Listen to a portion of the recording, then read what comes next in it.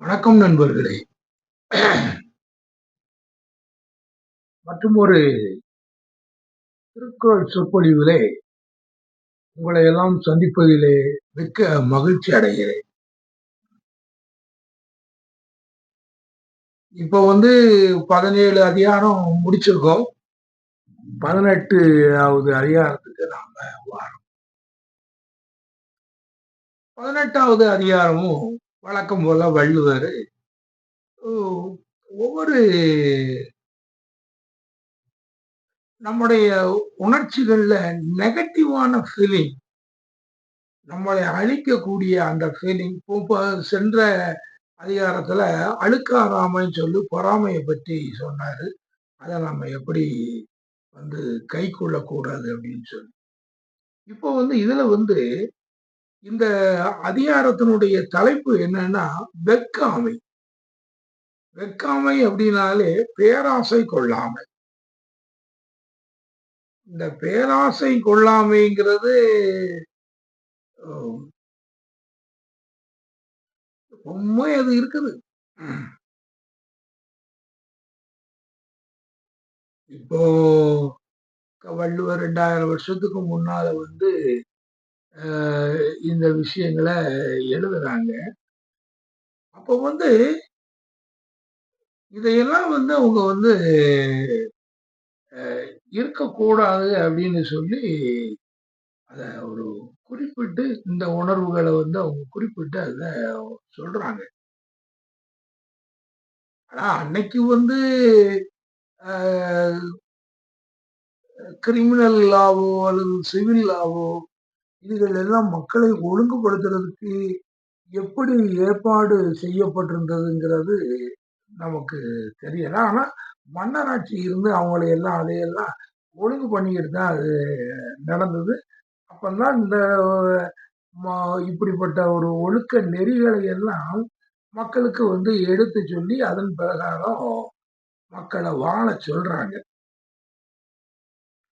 அந்த பீரியட்லேயே அந்த வெக்காமை, அதாவது பேராசை கொள்ளாமைங்கிறது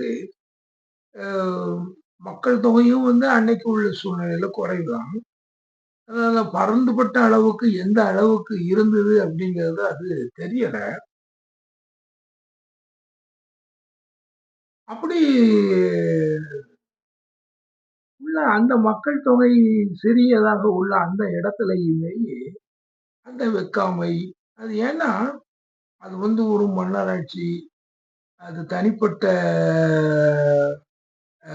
ஒவ்வொருவரும் அவங்கவுங்களுக்கு உரிய அந்த சொத்துக்களை வைத்து அவங்கள அதை பாதுகாத்துக் கொள்வதற்கு அந்த சுதந்திரங்கள் எல்லாம் இருந்த காலங்கள்.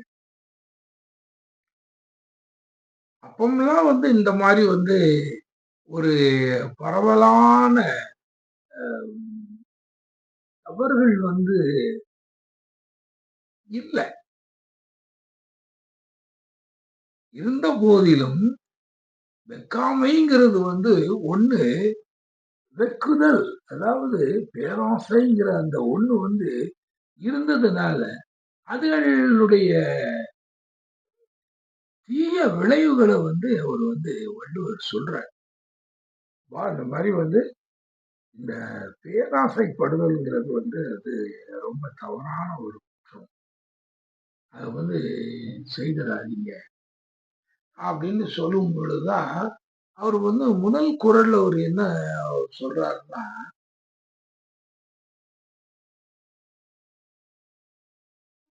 நடுவின்றி நன்பொருள் வெக்கின்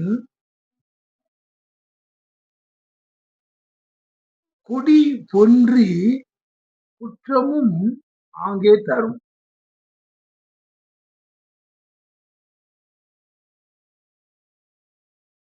அதாவது நடுவின்றி நன்பொருள் வெக்கின், அதாவது நியாயமே இல்லாம,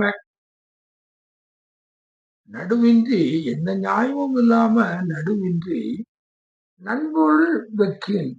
நண்பர்கள்ங்கிறது ஒருவன் அவனுடைய சொந்த முயற்சியினால அவனுக்கு அவனுடைய பெற்றோர்கள் கொடுத்ததையோ, அவன் சம்பாத்தியமோ அல்லது எப்படியோ ஒரு ஒரு பெரிய அவனுடைய ஒரு பதவியினாலேயோ இப்படி ஏதோ ஒரு காரணங்களால அவன்கிட்ட வந்து பொருள் சேர்ந்திருக்கும். பெரிய அந்த மக்களுடைய மரியாதையை பெற்றதுனால வந்து அவர்கள் எல்லாம் ஒரு பெரிய சொத்துக்கு அதிபதிகளாக இருப்பார்கள். அந்த நேரத்துல வந்து அவங்க வந்து மக்கள் மத்தியில ஒரு பாப்புலர் லீடர், அல்லனா வந்து ஒரு பாப்புலர் ஆக்டர், அல்லது வந்து ஒரு பெரிய அறிஞர் பெருமக்கள், இப்படி வந்து மக்கள் மத்தியில வந்து எல்லாமே மூவ் பண்ணக்கூடியவங்களா இருந்தாலும், அவங்களும் நிறைய செல்வங்கள திரட்டி இருப்பாங்க. இன்னைக்கு வந்து செல்வங்கள திரட்டுறது யாருன்னு நீங்க பார்த்தீங்கன்னா, ஆக்டர்ஸ் திரட்டுவாங்க, பாலிட்டிஷியன்ஸ் திரட்டுறாங்க. இப்படி மக்கள் மத்தியில வந்து ஒரு பெரிய அறிஞர்கள், பெரிய எழுத்தாளர்கள், பெரிய பத்திரிகைகள வந்து எழுதி, அதுல வந்து நெறைய சம்பாத்தியம் பண்றவங்க, பத்திரிகைகள் நடத்தக்கூடியவங்க, இப்படி அந்த வகையில உள்ளவங்க, அத அவங்க பெரிய அளவுல பணம் ஈட்டுவாங்க. அதுதான் அவரு வந்து சொல்றாரு, "நடுவின்றி நன்பொருள் வைக்கீல்." அப்படி வந்து அந்த மாரி சேர்த்திருக்க அந்த பொருள வந்துகிட்டு, அப்படிலாம் வந்து நெறைய பேர் இருப்பாங்க. நீங்க வந்து அத காரணம் இல்லாமல், நடுவின்றி, காரணம் இல்லாமல், அதாவது நியாயமே இல்லாம வந்துகிட்டு நடுவின்றி நன்பொருள் அவங்க ஒரு நல்ல முறையில சம்பாதித்த அந்த பொருளை வந்து நீங்கள் பேராசையோடு நீங்கள் பார்த்தீர்கள் என்றால், அத வந்து கவர வேண்டும் என்று நீங்கள் திட்டமிட்டால், குடி பொன்றி கொன்றுதல், கீழே விழுறது. உங்களுடைய குடி வந்து குடி பொன்றி குற்றமும் அங்கே தரும். ஒரு பக்கத்துல வந்து நம்முடைய குடி கெட்டு போயிரும். அதுக்கப்புறம் குற்றங்கள் வந்து அ அதனால வந்து நம்ம குற்றங்கள் செய்ய ஆரம்பிப்போம்.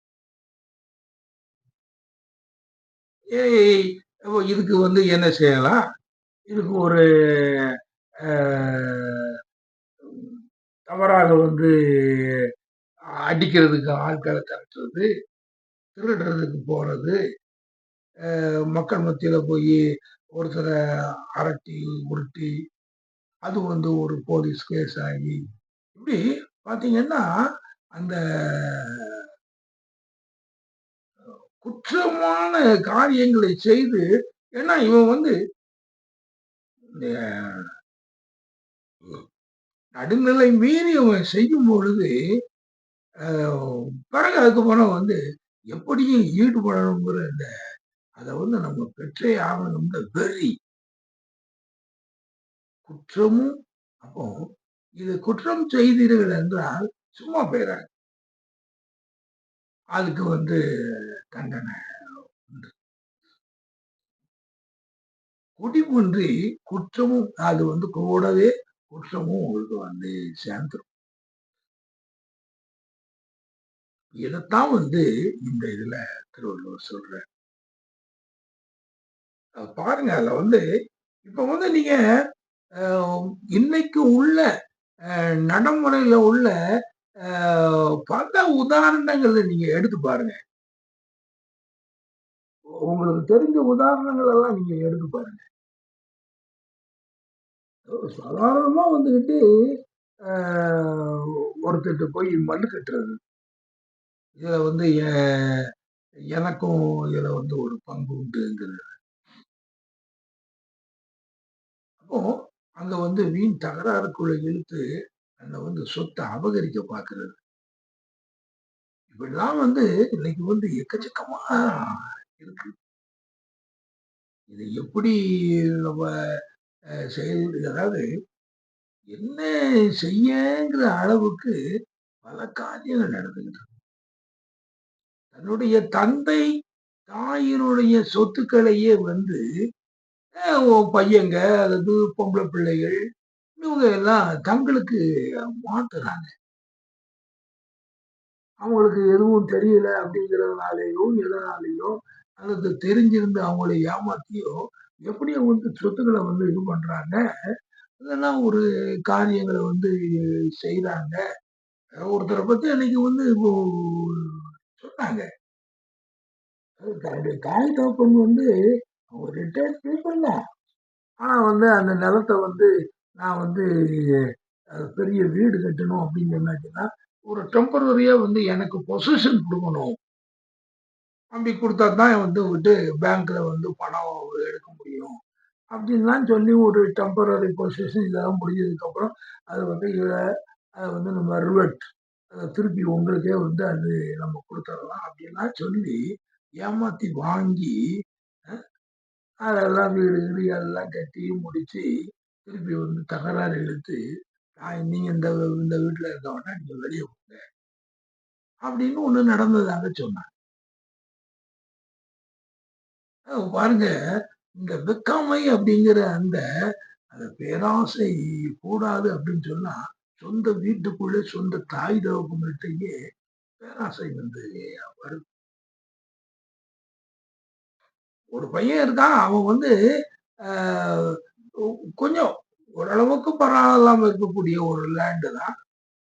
அதுல ஒரு சின்ன பாகத்த வந்து சொந்த சகோதரிக்கு குடுக்கலாம் அப்படின்னு நினைக்கிறதுக்குள்ளேயே தாய் தகப்பன வந்து நீ வந்து குடுத்தா அதுக்கப்புறம் இருக்கு அப்படின்னு வார்ன் பண்றான்.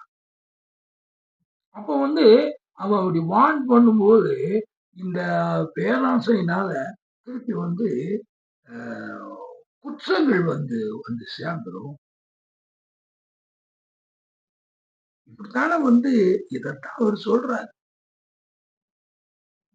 ஆகவேதான் நண்பர்களே, இத வந்து இந்த பேராசை அப்படிங்கிற இந்த உணர்வ அடுத்தவர்களுடைய பொருளுக்கு ஆசைப்படுதல் அப்படிங்கிற அந்த இத நாம வந்து எந்த காலத்திலயும் வந்து அத வந்து நாம செய்யக்கூடாது. அதுதான் ரொம்ப முக்கியம். சரி. இனிமே அடுத்த குரல் என்ன சொல்லுதுன்னு பார்ப்போம். அதுவரை நன்றியுரை விடைபெறுகிறேன். வணக்கம்.